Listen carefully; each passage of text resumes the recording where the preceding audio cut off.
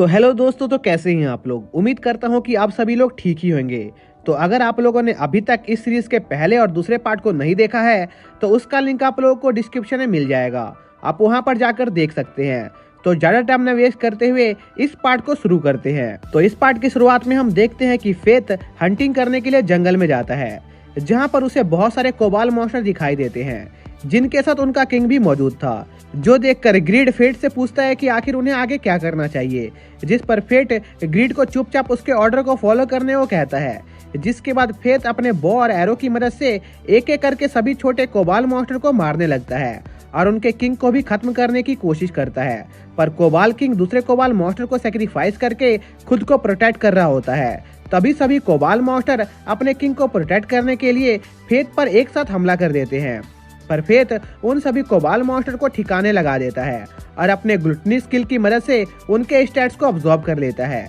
लेकिन इसके बावजूद भी फेथ को लग रहा था कि उसके पास अभी कोबाल किंग से लड़ने जैसी ताकत मौजूद नहीं है, लेकिन फिर भी वो कोबाल किंग से लड़ने का फैसला करता है। इसलिए वो कोबाल किंग पर अपने एरो से अटैक करता है, पर कोबाल किंग उन एरोस को रोक लेता है, जो देखकर फेथ और ग्रीड दोनों काफी ज्यादा शॉक होते हैं। इसलिए ग्रीड फेट को उसकी स्वॉर्ड फॉर्म का यूज करके उस कोबाल किंग से क्लोज रेंज बैटल करने का आइडिया देता है, जिस पर फेट बिना कुछ सोचे समझे ग्रीड के ऑर्डर्स को फॉलो करते हुए कोबाल किंग पर क्लोज रेंज बैटल करने जाता है। पर तभी कोबाल किंग फेट पर अपने स्किल का यूज करके हमला कर देता है, जिस पर ग्रीड फेट को वार्न करने की कोशिश करता है, पर तब तक काफी देर हो जाती है और फेट उसी स्किल से थोड़ा सा घायल हो जाता है। पर फेट तुरंत अपने आप को हील कर लेता है। तभी कोबाल किंग फेथ पर फिर से अपनी स्किल का यूज करके हमला करने लगता है, जिससे फेथ डॉज नहीं कर पाता और उस अटैक से बेहोश हो जाता है। जो देखकर ग्रीड फेथ को जगाने की कोशिश करने लगता है, क्योंकि कोबाल किंग उसे मारने उसके पास आ रहा था। पर फेथ ग्रीड की बातों पर कोई रिस्पॉन्स नहीं दे रहा होता है और कोबाल किंग फेथ को जान से मारने वाला होता है। पर तभी फेथ काफी तेजी के साथ कोबाल किंग पर हमला करके उसे घायल कर देता है। जो देखकर ग्रीड समझ जाता है कि फेट बेहोश होने का नाटक कर रहा था ताकि वो उस मॉन्स्टर को बेवकूफ बना सके। तभी कोबाल किंग दोबारा से फेट पर अपनी स्किल का यूज करके अटैक करने लगता है। जो देखकर फेट उस अटैक को डॉज कर लेता है, पर तभी एक कोबाल मॉन्स्टर बीच में आकर फेट पर हमला कर देता है, जिस पर फेट उस कोबाल मॉन्स्टर को जान से मार देता है। जिस पर ग्रीड फेट से कहता है कि अगर फेट अभी उसे अपने 10% स्टैट्स की पावर देगा तो वो ग्रीड की एक सीक्रेट स्किल का यूज कर सकता था, जिसकी मदद से फेट कोबाल किंग को आसानी से हरा सकता था। जो सुनकर फेट तुरंत ग्रीड की बात मान जाता है और उसकी बो से एक ब्लैक फ्लेम निकलने लगती है। जो देखकर कोबाल किंग भी फेथ को खत्म करने के लिए अपने फाइनल अटैक को चार्ज करने लगता है, जिसके बाद वो दोनों एक साथ एक दूसरे पर अपने फाइनल अटैक लॉन्च करते हैं, जहां पर फेथ का अटैक कोबाल किंग के अटैक को ओवरपावर कर देता है, जिससे कोबाल किंग की डेथ हो जाती है। पर तभी फेथ को काफी ज्यादा अजीब एहसास होने लगता है और उसके सर में काफी ज्यादा दर्द होना स्टार्ट हो जाता है।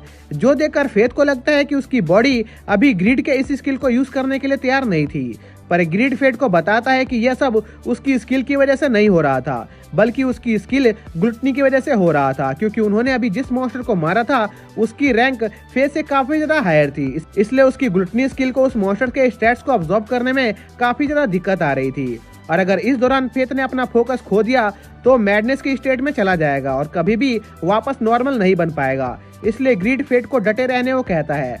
फिर हम अगले दिन का सीन देखते हैं, जहां पर रॉक्सी अपनी आर्मी के साथ कोबाल मॉन्स्टर को हंट करने आती है, पर वहां पर रॉक्सी को बस आसपास मरे हुए कोबाल मॉन्स्टर की आर्मी दिखाई देती है और एक बड़ा सा मार्क दिखता है, जो कि एक पावरफुल अटैक की वजह से क्रिएट हुआ था। जिस पर रॉक्सी अपने मिशन से वापस लौटने के बाद अपनी मदर को उस दौरान हुई घटनाओं के बारे में बताती है और उनसे पूछती है कि क्या वो ऐसे किसी पावरफुल वॉरियर्स को जानती है जो उस हमले के पीछे हो सकता था।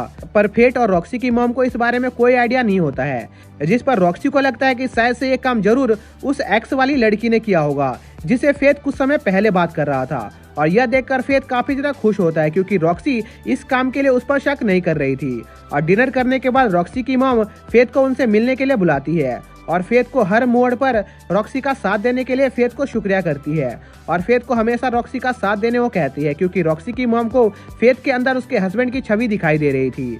क्योंकि रॉक्सी के डैड भी एक कॉमनर थे, इसलिए रॉक्सी की मॉम को फेथ पर पूरा भरोसा होता है कि फेथ रॉक्सी का ध्यान अच्छे से रख सकता है। पर फेथ मन ही मन रॉक्सी की मॉम की इस बात से एग्री नहीं करता था, क्योंकि उसे लग रहा था कि वो रॉक्सी के लायक नहीं है।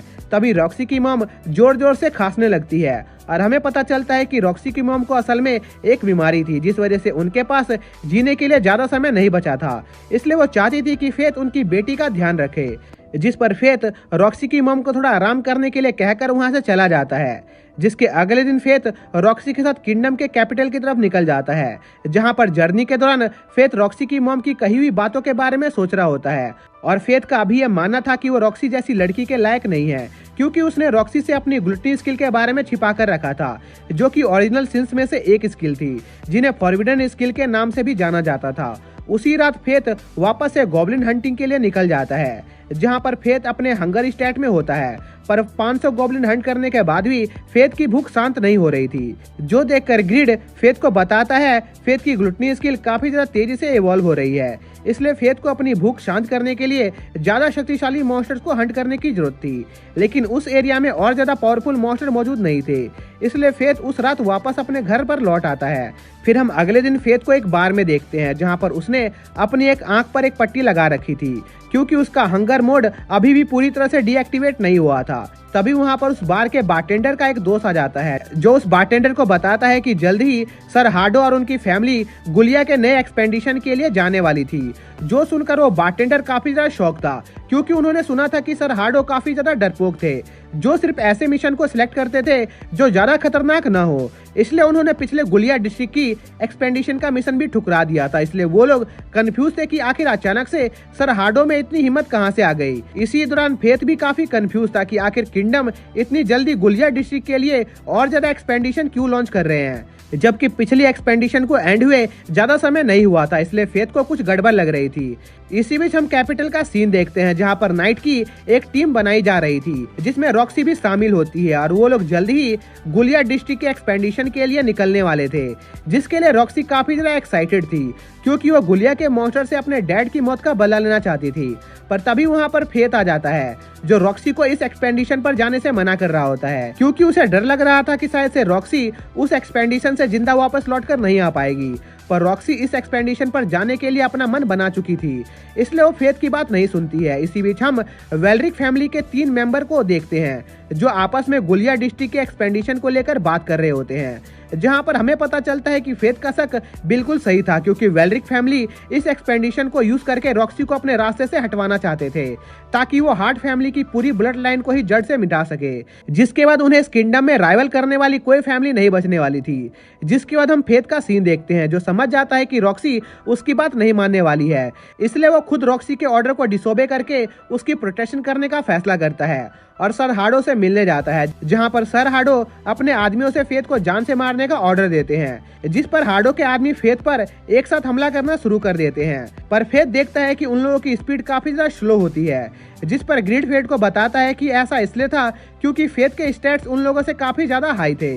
इसके बाद फेथ एक एक करके हार्डो के सभी आदमियों को हराने लगता है, जो देखकर हार्डो की हालत खराब होने लगती है और वो अपने दूसरे आदमियों को फेथ पर हमला करके उसे जान से मारने का ऑर्डर देता है। पर हार्डो के आदमी भी फेथ की पावर को देखकर काफी ज्यादा डर गए होते हैं और हार्डो के आदमी हार्डो को वहां पर अकेला छोड़कर वहां से भाग जाते हैं, जिस पर हार्डो खुद को प्रोटेक्ट करने के लिए अपनी स्वॉर्ड बाहर निकाल लेता है।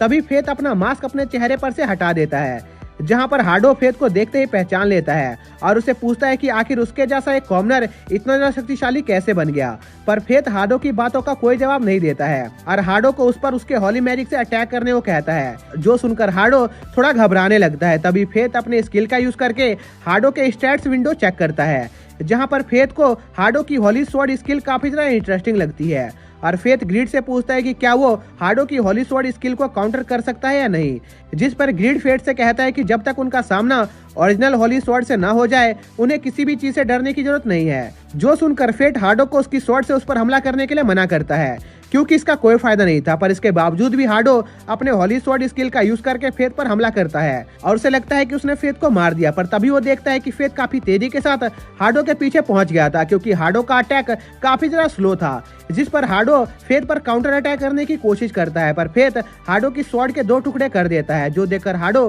काफी ज्यादा डर जाता है और वहां से भागने की कोशिश करता है। पर फेथ हार्डो से कहता है कि अगर उसने भागने की कोशिश की तो वो उसे जान से मार देगा, जिस पर हार्डो डर के मारे वहीं पर बैठ जाता है। जिसके बाद फेथ उसे बुरी तरह उठाकर पीटना स्टार्ट कर देता है, जिस पर हार्डो फेथ से अपने जान की भीख मांगने लगता है। जो सुनकर फेथ हार्डो से पूछता है कि अगर फेथ उसकी जगह होता तो हाडो उसके साथ क्या करता। पर इससे पहले कि हाडो फेथ की बातों का कोई जवाब दे पाता, फेथ हाडो को आसमान में फेंक देता है और उस पर अपने ब्लैक एरो से कई सारे अटैक करता है, जिससे हाडो के सारे हाथ पैर कट जाते हैं। लेकिन इसके बावजूद भी हाडो फेथ से अपनी जान की भीख मांग रहा होता है और फेथ को ऑफर करता है कि अगर फेथ ने उसे जिंदा छोड़ दिया तो रॉक्सी को एक्सपेंडिशन पर जाने से मना कर देंगे। पर फेथ के ऊपर उसकी भूख काफी ज्यादा हावी हो रही थी, इसलिए वो हाडो को जान से मार देता है और उसके स्टैट्स को अब्सॉर्ब कर लेता है, जिसके साथ ही फेथ के पास हाडो की होली स्वॉर्ड की स्किल भी आ जाती है। तभी ग्रीड फेथ को बताता है कि अब फेथ के स्टैट्स उसके सेकंड फेज को एक्टिवेट करने के लिए काफी हो गए हैं, जिस पर फेथ ग्रिड के फेज 2 को एक्टिवेट करता है, जिससे उसकी स्वॉर्ड एक साइथ में बदल जाती है, जिसके अंदर डायमेंशन तक को काटने की एबिलिटी मौजूद थी। जिसके साथ ही यह पार्ट यहीं पर खत्म हो जाता है।